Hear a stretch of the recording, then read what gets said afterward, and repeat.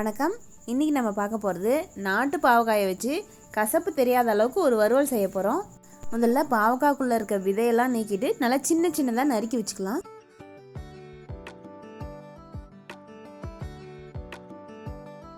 இந்த பாவக்காய் வறுவலுக்கு பச்சை மிளகாய் ஒரு 2, அப்புறம் ஒரு தக்காளி, சின்ன வெங்காயம் ஒரு 10 இதெல்லாமும் நறுக்கி வச்சுக்கலாம். இப்போ இதுக்கு தேவையானதெல்லாம் நறுக்கி வச்சுக்கிட்டோம் இல்லையா, இனிமேல் இந்த பாவக்காய் வறுவல் செய்ய ஆரம்பிச்சிடலாம்.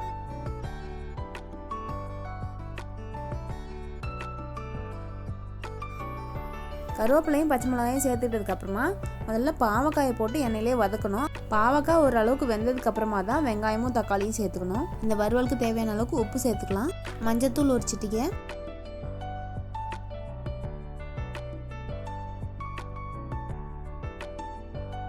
இப்போ பாவக்காய் நல்லா எண்ணெயிலே வதக்கி விட்டுட்டு கொஞ்ச நேரம் மூடி வச்சு வேக வைக்கலாம்.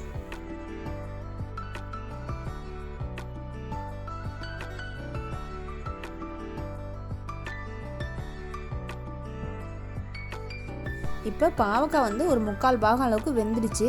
இந்த சமயத்தில் நம்ம நறுக்கி வச்சிருந்த வெங்காயமும் தக்காளியும் சேர்த்துக்கலாம்.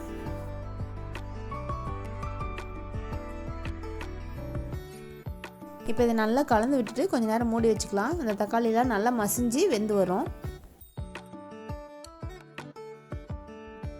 இந்த சமயத்தில் காரத்துக்கு தேவையான அளவுக்கு மிளகாத்தூள் சேர்த்துக்கலாம். நம்ம கறி மிளகாத்தூளாக இருந்தாலும் சேர்த்துக்கலாம், இல்லைனா குழம்பு மிளகாத்தூள் சேர்த்துக்கலாம். இந்த மெத்தடில் பாவக்காய் வறுவல் செஞ்சால் மிளகாத்தூள் போட்டால் தான் நல்லாயிருக்கும். நான் பச்சை மிளகாய் சும்மா ஒரு டேஸ்ட்டுக்காக தான் 2 மட்டும் போட்டேன். பச்சை மிளகாய் வேண்டான்னா அது போடாமல் கூட செய்யலாம், ஆனால் மிளகாத்தூள் கண்டிப்பாக போடணும், அப்போ தான் டேஸ்ட்டு நல்லாயிருக்கும்.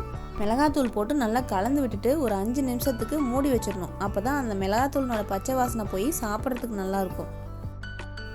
அவ்வளோதான், நாட்டு பாவக்காயில் சூப்பரான ஒரு ரெசிபி தயாராகிடுச்சு. கசப்பே இல்லாத அளவுக்கு பாவக்காய் பொரியல் தயாராகிடுச்சு. இனிமேல் இதை சாதத்துக்கு வச்சு சாப்பிடலாம்.